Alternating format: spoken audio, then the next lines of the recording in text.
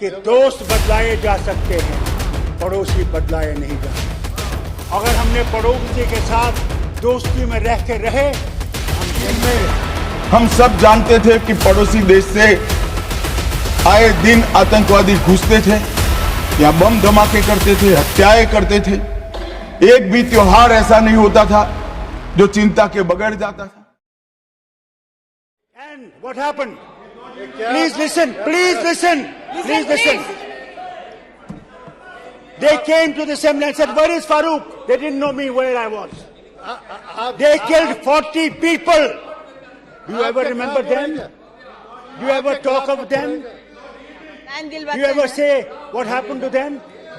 We stood because we wanted to stand by this nation. Please remember. So don't say that we are not part of India. Don't say we are Pakistanis. कि किस तरह हमारे मिनिस्टरों को बमों से उड़ाया गया। मैंने उनका जो गोश्त था दरख्तों से उठाया है, कभी सुना आपने? कभी उसके बाद में पता लगा आपको? याद रखिए वाजपेयी जी ने क्या कहा। सुनिए मेरी बात, सुनिए अपने लीडर की बात सुनिए। 10 मिनट वो आए करना में आए पाकिस्तान के बॉर्डर के पास और कहने लगे कि सुनिए, 1 मिनट कि दोस्त बदलाए जा सकते हैं, पड़ोसी बदलाए नहीं जा सकते। अगर हमने पड़ोसी के साथ दोस्ती में रह के रहे तो हम दोनों तरक्की करेंगे। अगर दुश्मनी में रहेंगे तो तरक्की कम हो जाएगी। ये आपके लीडर की बात है, सुनिए। आप उसको माने या न माने, अगर आप में दम है, मैं आज आपसे कहता हूं, इस हाउस से कहता हूं, और आप में दम है तो युद्ध कर लीजिए।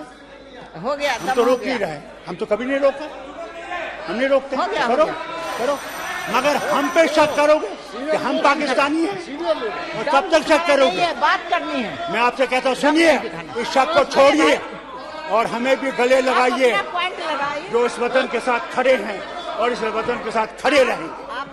हमने गोलियां खाई, हमने जिस्म अपने दिए, किसके लिए? कि हिंदुस्तान वहां जिंदा रहे। ये भूलिए मत, कभी भूलिए मत। और जहां तक मणिपुर का है, वहां पे आपसे कहना चाहता हूं, वहां भी हमें मोहब्बत से काम करना पड़ेगा और उन लोगों के दिलों को जीत के उस मुल्क को बचाना पड़ेगा। बहुत बहुत शुक्रिया आपका चेयरमैन साहब। I hope these people will realise love is the only way forward. कि हिंदुस्तान की इतनी बड़ी ताकत है, क्या इस हिंदुस्तान से लड़ने की कोशिश कोई पड़ोसी नहीं कर सकता है। आज पूरा हिंदुस्तान गर्व करता है इस विषय पर, अपने प्रधानमंत्री जी पर, अपनी सरकार पर। अनुप्रिया जी बोला जाए, दे दीजिए टाइम उनको।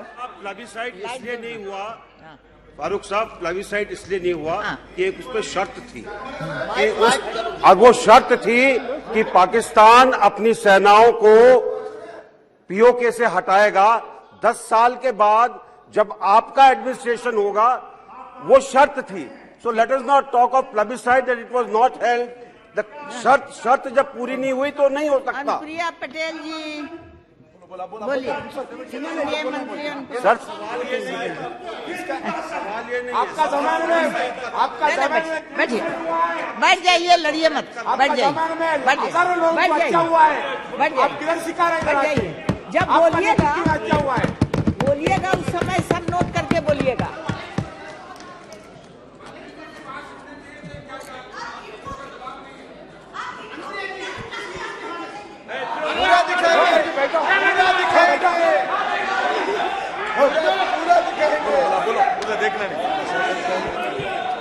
कश्मीर में हम सब जानते थे कि पड़ोसी देश से आए दिन आतंकवादी घुसते थे, या बम धमाके करते थे, हत्याएं करते थे। एक भी त्योहार ऐसा नहीं होता था जो चिंता के बगैर जाता था। और केंद्र सरकारों का रवैया लचीला होता था, चुप्पी साध जाते थे, बोलने में डर लगता था, कोई दुविधा भी थी, शायद वोट बैंक का भी डर था।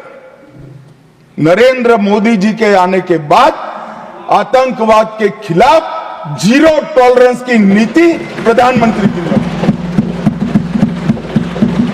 हमारे आने के बाद भी हमले हुए, उरी पर हुआ, पुलवामा पर हुआ। पहले हमले होते थे, कुछ नहीं होता था, कोई कुछ नहीं बोलता था, जवाब नहीं दिए जाते थे और लोग भूल जाते थे। दिल्ली के अखबारों में एक कोने में कहीं छपता था, आज 7 लोग शहीद हो गए, मारे गए, बम धमाका हुआ। मगर कोई संवेदना तक समाप्त हो जाए, वहां तक चीजें लिंगरिंग रहती गई, लिंगरिंग रहती गई, लिंगरिंग रहती। मोदी जी के आने के बाद उरी और पुलवामा में हमला हुआ। 10 ही दिन में पाकिस्तान के घर में घुसकर सर्जिकल स्ट्राइक और एयर स्ट्राइक कर जवाब दिया।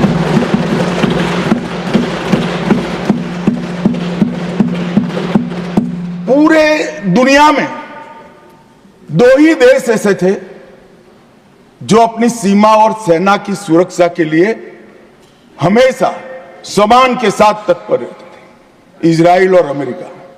वो 2 देशों की सूची में मेरे महान भारत का नाम जोड़ने का काम नरेंद्र मोदी, और वहीं से शुरू हुई आतंकवाद के खिलाफ जीरो टॉलरेंस की नीति। मान्यवर, हम सब जानते हैं धारा 370 कश्मीर के अलगाववाद का मूल था। हम भी कभी अलग हो सकते हैं, तो ये भाव के बीच धारा 370 के अंदर डाले गए थे। मगर हमारे संविधान निर्माताओं का भी मैं बहुत मनपूर्वक धन्यवाद करना चाहता हूं। बड़े दूरदर्शी थे, उन्होंने इसको टेम्पररी बनाया था और धारा 370 को हटाने का बीज भी धारा 370 में ही डाल दिया गया। मगर राजनीतिक मजबूरी, वोट बैंक की पॉलिटिक्स, हमारे पुरखों ने धारा 370 डाली है, हम नहीं हटाएंगे, ऐसी जिद धारा 370 को लेकर चलती रही, कई सालों तक चली। और मान्यवर, यही सदन में 5 अगस्त 2019 में मोदी जी ने धारा 370 को समाप्त। हमारे संविधान निर्माताओं का वो स्वप्न कि एक देश में 2 प्रधान, 2 विधान, 2 निशान नहीं होंगे, कैसे हो सकता है? देश में एक ही प्रधानमंत्री हो सकता है, देश का एक ही संविधान हो सकता है और देश का झंडा भी एक हो सकता है। कैसे एक देश में 2 विधान, 2 प्रधान, 2 निशान हो सकते? मगर चलाए गए, सालों तक चलाए गए और 5 और 6 अगस्त 2019 को इस देश में एक विधान, एक प्रधान और एक निशान का नया दौर, और वहीं से शुरू हुआ कश्मीर को हमेशा के लिए भारत के साथ एकरूप करने की प्रक्रिया। सबसे पहले डोगरी, हिंदी और उर्दू को राज्य की भाषा का स्टेटस दिया गया। मान्यवर, भ्रष्टाचार रोकने के लिए कोई एंटी करप्शन ब्यूरो की वहां रचना ही नहीं थी, क्योंकि रोकना ही नहीं चाहते थे। इतने सालों के बाद एंटी करप्शन ब्यूरो वहां बना। देश के सारे कानून वहां स्वीकार कर लिए गए, चाहे महिलाओं के अधिकार का हो, दलितों के अधिकार का हो, आदिवासियों के अधिकार का हो, बच्चों के अधिकार का हो, ये सारे कानून वहां स्वीकार कर लिए गए। पठानकोट से एक नाका परमिट रखी गई थी, एक भाव खड़ा करने के लिए कि देश के हिस्से में आप नहीं जा रहे हो।